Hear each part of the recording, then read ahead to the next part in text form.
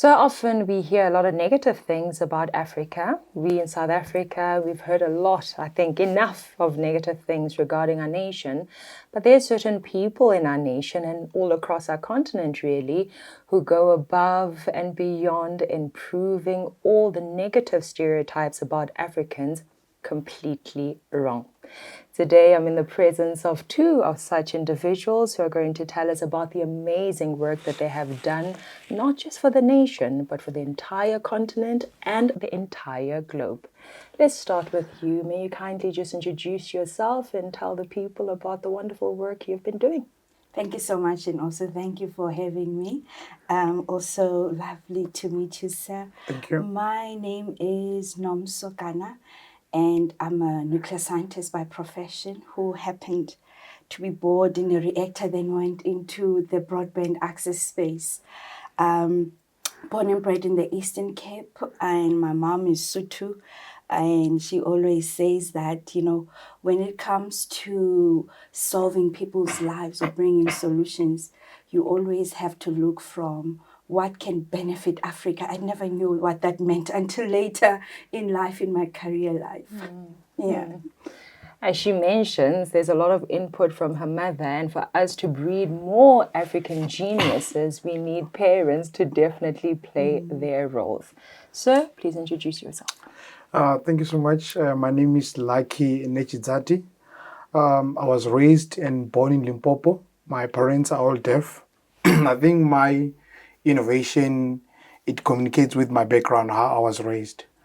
I'm an entrepreneur who is an inventor, and my solution was based on the challenge that I was faced when I was growing up. I had a lot of challenge in terms of communicating with my parents, and I couldn't able to understand when they were communicating in hands. In terms of, I was like asking myself, what's happening here? And then I got an opportunity to be then told why my parents are communicating in hands. It means that they are deaf. Then I had to accept the situation and grow up with the situation and then being in an environment there where I was seeing my parents having a lot of challenge when it comes to communication barrier. Then it led me to invent a solution called Sino. It's a system that translates South African sign language into voice and voice into animation. I was bridging the gap between hearing people and deaf people. I own a company called Ruzambiri Holdings and Shudu Connections. And all these companies are addressing the challenges that are faced by persons with disabilities, either being deaf or blind.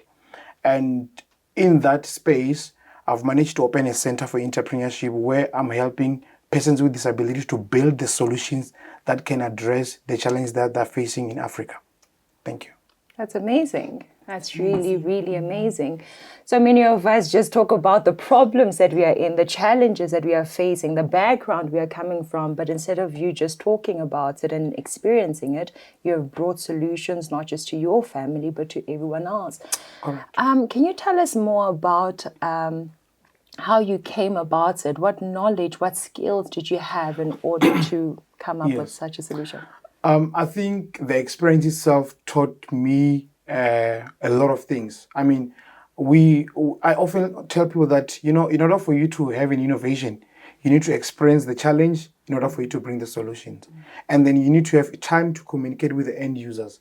You don't just have to build solution without consulting with the end users, because the end users are the ones who understand their problem. And I think in that level, I started doing some research in terms of understanding how can this be built in terms of software. But when I started, my first vision for this solution, we did a glove. Whenever you sign, it will detect the hands gestures and translate into voice. But I had an opportunity to meet quite a lot of people giving me advice, including the CEO of Deaf SA, Mr. Bruno, who's based in Cape Town. He gave me quite a lot of advice about making sure that the solution that I'm building, it's serving their needs. And then that's when we move out of glove. We have built an AI software that it has a camera, it detects the hands gestures and translate into voice, and also whenever you speak, detect your voice and translate into animations. And those are the real-time animation. We're not talking about things that are recorded and then you need to get into. No, it's a real-time communication. The reason being we were focusing on the real-time communication is because of In South Africa, we said we have a right of privacy, but when it comes to deaf community, that is not applied. You've seen an interpreter sitting with a deaf person, either it's been in hospital, meaning that the personal information for my mom's health is being exposed to the third party. Yes. When she go to the bank, her personal information is being exposed to the third party. I think we, as an African, citizen, we have a huge activity of making sure that we create accessibility for persons living with disability. Yes.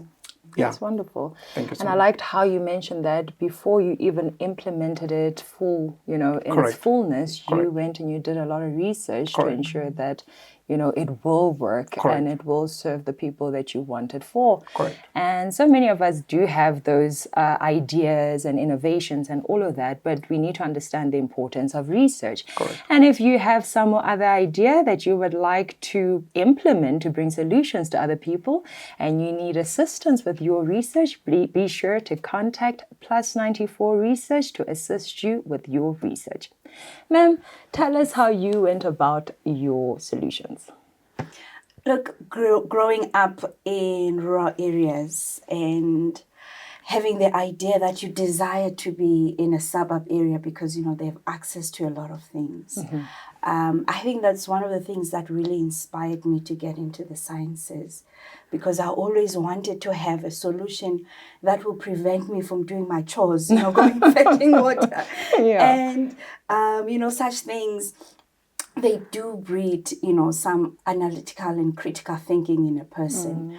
And hence, I think I landed in the nuclear sciences and also being able to determine how one can really be in one sector and be able to cross-sect into another.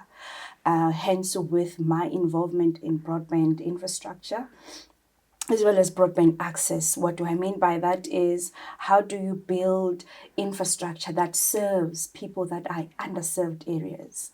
I can imagine right now there's a little girl, little boy who is in the rural areas and maybe might not be as fortunate as me, having two parents who are teachers. And, they desire to learn about how to get to space. What are those things there? But now they do not have access to information. And while not having access to information, they also have no idea how to get such things, to learn about them. So what my company does, and also what I transcended into from the nuclear reactor, I then started working towards how do we build, wireless communication. How do people really get connected while you are in a rural village, and in the Eastern Cape you find one house here and then another one 10 kilometers away. How do then people communicate? But there are solutions to these things, and they do require some time where you really, implement them while you are there. As he has said, you need to understand the challenge. You need to understand the problem. And I think that's one of the key ingredients of innovators, is people that would just understand the problem. I don't want to call them psychologists though, but they know the problem and they have the solution, and they know this problem can be solved in 3 ways. But I'm just going to start with just one way for now. So what I then did was to build a company that is in the ISP, internet services provision. But my outlook is to find, specific and succinct solutions that can really connect someone who's just in the rural area. So right now, according to the UN, the SADC has 1/3 of Africa's population. And the SADC also, we have, some of the biggest land within us. Look at Namibia. The population is close to 2.5 million. It's the size of the population of city of Johannesburg, but they have all that land. Yes. And you look at other countries that are landlocked, for example, look at Zimbabwe, look at Botswana, you go into DRC, you look at, sometimes when we see on media, we only see the places, just the towns, but these are massive, massive lands. And there are people that stay there because our population is there. And our population in Africa is really female. And also, the number is largely female. But, you look at the demographic dividend, it's both young men and also young women. Do they have a future now? So it's those things where you think that when one has access to internet infrastructure, then they're able to sort of table their own future. When one is exposed to even areas where you find there's a lot of infrastructure, you see people thriving. But when you go into rural areas, there's less of that. Life is sort of contained and narrow sometimes. But, you know, those are most of the incredible people you can find, indigenous, and they have their own innovations, their own ways of living. So our inclusion of actually having internet accessible in such areas is that, number one, is we want to have the desire where we build a solution that is, I would say, African-based for Africans. And I would know, for example, if I go to the outskirts of Toyando, there's an area that has no internet, for example, I would know how do you then build an infrastructure that gets here, and also understand people's, you know, culture around that area. I'll give you an example in an area where we have recently did a greenfield project. It's in Bursach in Springbok, and that is in the Northern Cape, close to Alexander Bay. It's an area where you find the descendants of Nama and Khoi people. So we built this infrastructure, you know, got to know the community. I have a friend who stays there. We built the infrastructure. All my savings went into that. And we built the infrastructure, but I got to understand how they've also preserved their languages. You know, some people will talk about Khoi and talk about, you've never heard of Nama people, but there are Nama people that have also the indigenous knowledge about our land, and they have their own culture. So we got to understand those things. And nowadays, I mean, everyone wants to encrypt that into AI. So as a company, we're looking into doing a natural language processing so that we can preserve that also. And great for us that we've built an infrastructure there. So sometimes we do ask them to say, you know, just record something, record a conversation you have, so that we can just keep that and also send it to us and store it. But in essence, we've built internet solutions that utilizes fixed wireless. And in doing that, we are using fixed wireless to really bring about Wi-Fi 6, Wi-Fi 7, you know, possibilities where you can have speeds in a rural area of close to 150 megabytes per second.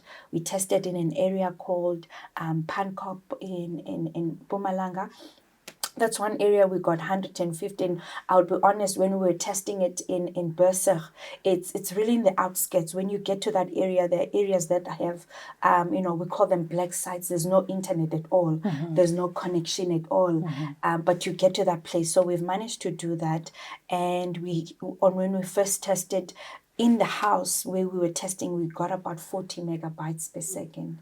So when now the parents were looking at that, most of them work in farms, some used to work in diamond mines. So some of those diamond mines are closed and they're not working. So they then said, you know what, whenever I come from work, or I come from a peace job, I have these kids asking me about homework. Last time I went to school, it was 20 years ago. I have no idea what people are teaching now. And I have no idea what this means. So what we've done also is to just put together an e-learning package.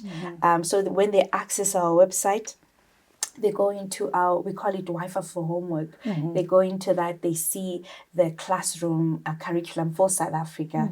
Then they can, you know, interact from their grade, what needs to be done. So what we've seen, just in conclusion, is building an internet infrastructure for access for people. It bridges a lot of things where there is a social activity, but mostly there is a positive consumption to the internet. Yes, they do go to, we limit also TikTok, your social media platforms, they do go into that, but at the same time, they actually find that I can access to study and find some materials, just like someone who's sitting in Sentin right now. That's amazing. Yeah. That's amazing stuff. Just for a person sitting at home who may not understand how the megabytes and all of that work, what you're providing compared to the MTNs and the Vodacoms that we use, how is it different? It's not different because we still use some of their infrastructure for access. So the companies you've mentioned are mobile network operators. So according to their big wallets, they've really built infrastructure across the country and in some other countries also. They then have managed to allow, through a policy that our regulator has done, which is called the open access policy. So you can apply to them and say, oh, I want to use your base station here. And they will say, okay, how many speeds do you want? I'll just call it that. Then we apply for that capacity we want. And what we do with it, it's our business, and we continue to get those connected. So our government does a couple of projects that, they call them SA Connect, because they want to bridge that gap. And so it's no different, but it's how we then deploy it. That's where our innovation is. How we deploy it, and also how do we configure that house that's here, that house that's 10 kilometers away. How do they then communicate? Because what we do is just to build a community network, and it just evolves around the community, the connectivity around. I'm curious, if you, young as you are, were able to bring about such a solution to people in rural South Africa, what has been the challenge? Why did it take so long? We're grateful that you brought it, but why did it take so long? It took so long. I suppose one of the things that need to be solved in our country is, whenever you want to access a market, we do not have investors that would look at Lucky and I that says, you guys have an innovation. I just want to give you this much money. Go and do it. Go and do your MVP, your minimum viable products, and come back and tell me what are the results and what's your next phase, so we can fund that. So we do not have such an ecosystem. The only ecosystem we have is where someone will give you a business loan, and in the next 30 days they want you to pay it. You need to pay those installments, and what then becomes a hindering block for most innovators is the fact that you do not have just that small bridge capital for you to get into the market and just prove that. So you need to build it up over time, and maybe just forget about takeaways for a while, and you save even the least money that you have, so that you can build a certain software that can configure this. You can build a relationship with some of these vendors that make equipment that is not manufactured in SA. You go visit them, that's money. You can build, finances that can actually make sure that all your variables in getting your product into the market are funded for. So even in research, people think that in research you just take notes down and put together a report, but you buy papers, some of these papers are locked in journals that you need to pay a subscription for. So even with us innovators, that's how far you have to, learn for yourself and then apply that knowledge. We don't have that. That's the bridging gap in which I believe it should be bridged. I suppose when now we have the money, since we've seen the problem, we will then be on the lookout for some people that are stuck in the same challenges, and when our innovations now have caught attention of the coin masters, we can actually be coin masters too and have others and such. Instead of looking for other coin masters, we can become that. That's the problem. That's the cycle. That's the solution. And like you are doing that through your entrepreneurship program. Can you tell us, how do you get those entrepreneurs? How do you assist them? Yes, I think just to start where I started from, I was onboarded in the program called GIP. It's a grassroots program from TIA. And when What is TIA? Technology Innovation Agency. Thank you. In partnership with DSI. When I was involved in that program, I've innovated a system that helped law firms whenever they want to move their documents, like court case documents or saving people through the office of the sheriffs. We are the ones that transport those documentations. And we also have a cloud space where we backed up their case document. You find that some lawyers struggle to locate the case that was maybe, either it's a murder case in 2010. Yeah. They are struggling to locate the document of those things. Then what happens is that they deliver boxes to our office, then we scan them and store them in our cloud space. So whenever maybe they want to resume that case, they can always just send us an email, then we can then send them the file and the box.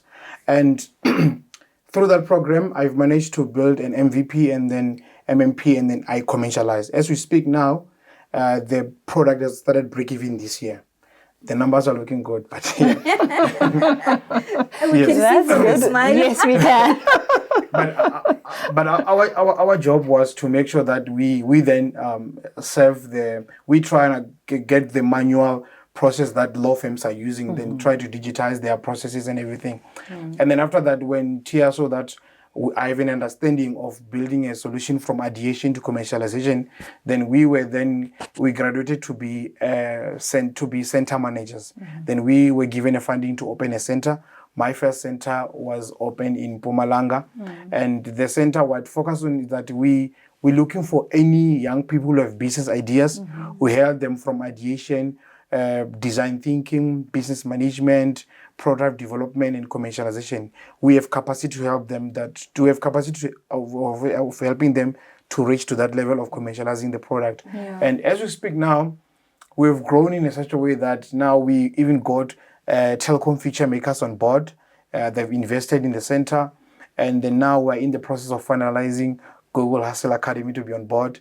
And also we have Chieta Smart Skill Center.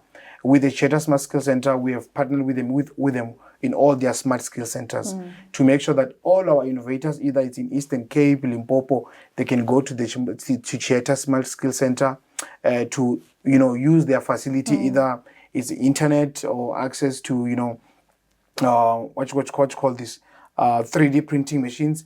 They can have those kind of access, and I think it's one of the biggest elements that we as South African leaders, we need to invest in that. Yes. Because in order for you to identify a solution, you need to have capacity of funding, so that you need to make sure that there's a funding available to nurture that kind of solution, and then make sure that it goes to the market. And then also when it comes to my solution that I've built, the one for sign language, Yes. I just want to give credit to the NASPAS Labs. They were the first people to come through in investing in my project. I won't mention the numbers. Seems big. Yes, it is. And also, we want to thank also the DTIC. They supported our project in what we're building. And as we speak now, we have done the MMP, and then and also Standard Bank. I want to also thank Standard Bank. Standard Bank during COVID time, they came through and we did a commercial ad which dragged serious attention when it comes to deaf community. Yes. To understand that, I think one of the deaf activists said that it's always feel good to us when we see these big giants company doing adverts using sign language, because we feel part of that community. But now you find people advertising stuff not even incorporating sign language. It means that they are saying that deaf community, they are not part of that. They are not part of that community that they are trying to serve. Even the banks needs to look into that. Even insurance company needs to look into that. Just roll out any advert that is translated in sign language, so that they feel part of the community. Yeah. I think it is very important that innovation lead this country automatically also in Africa. Thank you. And you have started that journey, and because of that, you were nominated as an African Genius. How does that make you feel? I think I feel so humbled because of that's one of the first elements you need to have in your heart.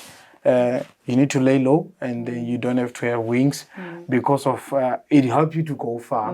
And I think with being nominated for these awards, I think it's setting us an example for young innovators that are based in Mpumalanga. There's over 30 SMEs that are in Mpumalanga that are also looking at my journey, how I'm shaping myself towards the way of success. And then this award is not for me; it's for the community that I'm serving. When I get it, if I'm gonna be, getting an award, it's gonna be for them, not for me, because ours is to serve, and then in making sure that there's an impact. One of the things that I forgot to mention, we have built a system called Yanda KPI, but it's not yet commercialized. That system, what it does is that we collect data from SMEs performance to the centers that are managing the small businesses and to the funders. What happened is that we want to track the KPI of the impact that people are saying they are making in rural areas. Because when we talk about things and then at the end we don't see the end results, we are not going anywhere as a country or as a continent. And then we believe that with that system that we have built, even when Parliament are looking for data in terms of, say, how many women in tech do we have in Limpopo, we are able to pull it using our AI in 5 seconds. But it is very important to make sure that we develop solutions that can advance the performance of this country. Thank you. One of the pillars of AGA, the African Genius Awards, is patriotism, and that is what you speak about. The fact that you are going to check to say the funds that have been given, are they being given to people that are patriotic, that are giving back, and that's something that you have already done. Correct. And the same can be said about you. You speak about Africa, you speak about South Africa. Can you tell us about where that comes from? Because there's so many people with loads of coins that choose to use it not for the nation, not for the citizens of the nation or the people of Africa. You care about the country, you care about the continent, and I believe that both of you have really displayed that. Can you tell us where that comes from you? I know your mother played a big role, but where else are you getting that inspiration from? That inspiration comes from, a lot of things. So I have 2 layers in my life where I'm also in governance and also looking at economic development on a gender-specific point of view for Africa. So I do play an activist role sometimes within the African Union, UN Women. And in my days, even currently, I sit as a chairperson for Africa for Nuclear. It's an NPO where we are looking at how do we prevent energy poverty. One would say whenever they're flying out of Africa in the evening at night, you would then say it's just dark. You want to cross the continent, it's completely dark. You find those small places, cities. Yeah, so we do not have to be like that. Yes, especially now, we are a continent that is deeply enriched with minerals that can make every African in our 1.4 billion population millionaires. Yes. But it does need those key players, key actors, people like Lucky that would play a role in actually getting innovation within the country. So my role is I do assist a couple of countries in the ECOWAS regions on looking at energy policies. Whenever you find the first world countries want to look at what are the potentials for nuclear energy in the continent, they would ask us to come in and tell them what is happening, what can be done, what is possible. You look at global statistics predictions, or rather the forecast, the bulk of the upcoming work labor will be coming from Africa. Because we have an increment in our birth rate. And since we are a continent that has a youthful demographic dividend, meaning that our investment actually, where we have our riches is within our youth. And how do we then ensure that youth is capable? By ensuring now the hierarchy of needs, water, electricity, connectivity is there. So my role is really on the energy side, where we build policies that can educate and bring awareness in ECOWAS region and also the East Africa region. A couple of countries now that are considering going into nuclear. So that's the cap. And also just in that activism that, whenever you think of energy infrastructure in countries, in a country scale, look at where the huge population of women are. Invest firstly in that and you see certain results. You invest in a woman, you invest in a whole community, because we are able to multiply that, and that's our role, complementing the other gender.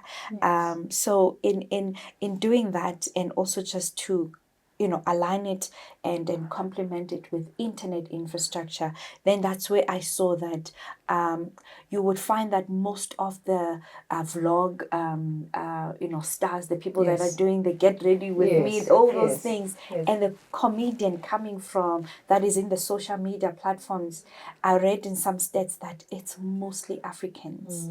And imagine now giving access to many people that have their own inbred creativity, and also getting access for that to be seen, and monetizing that, building systems that can monetize that for them. Currently, I mean, the over the top technologies we have, I won't name them. You have a trending video that has 300 million views. Then you look at, compared to the first world countries, how much they monetize, you find that it's lesser in Africa. But imagine now innovators coming from the investments that you guys are doing, building such things that overtake that and monetizing it equally, and also bringing equity in those things. So I think that's where we're getting at. But our advantage also as developing countries is there's so much to be done.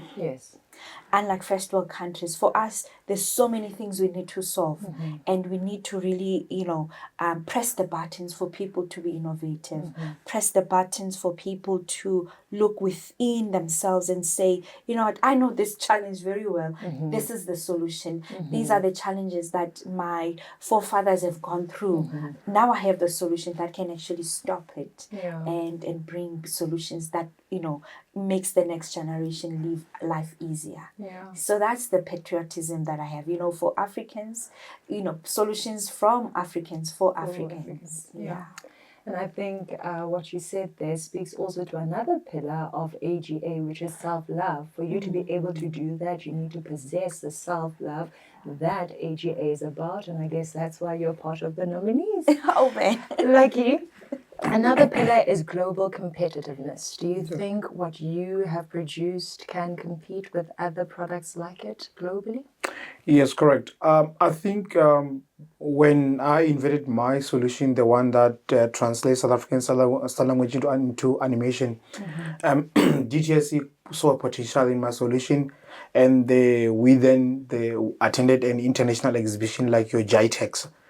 We went to GITEX Dubai, and we went to GITEX Africa in Morocco, and the time when we were exhibiting and also pitching in some competition, there was a lot of interest in the international companies.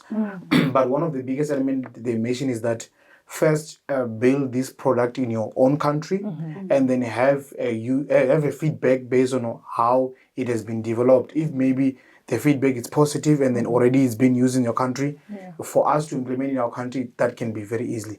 And then to do an international patent, you just need we need to do a direct patent.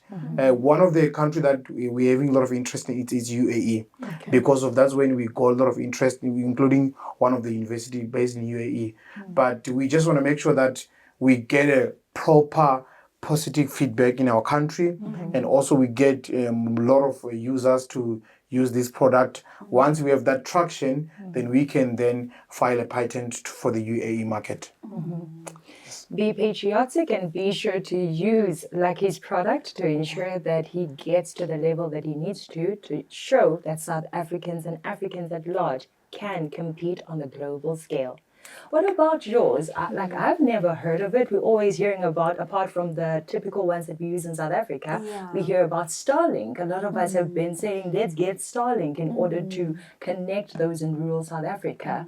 Do you think yours is ready to compete with the Starlinks of the world? It is most definitely, because when you build in telecoms, you build in volumes, and volumes also means large investments. So I believe it is, from the data that we have, the areas that we've connected.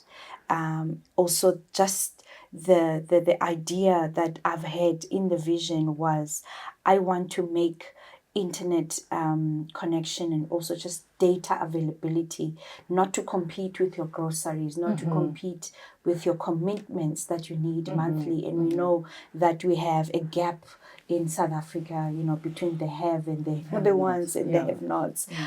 So to us, it's looking at that, and also looking at, once someone has data affordability, even the least must be able to have it. So for me to have such spread and also to have data vouchers that can be as little as R5 for 24 hours, it means that now everyone will have access. And when they have access through the community networks we build, they then have access also just to first-hand good internet info that they can consume to build themselves and also to expand themselves, because it comes through knowledge that you can really get into higher places. 100%. You guys are really displaying what we want displayed in African Geniuses. You are organizing for success. You are ensuring that problems are being solved. There are skills of problem solving in both of you. Yeah. You have displayed self-love. You have displayed patriotism, and what you have produced is something that can compete globally. So both of you, whether you win or not, are indeed African geniuses. Awesome. Thank you so much for watching. Please be sure to visit both of these geniuses. Be sure to acquaint yourself with what they have produced. I am Katlego. I'm here on behalf of African Genius Awards. Be on the lookout. There are many other geniuses, both from South Africa and across the globe, that have excellent innovations, excellent contributions to the continent that you want to know about. Thank you so much for watching. All the links will be somewhere for you to participate on the African Genius Awards.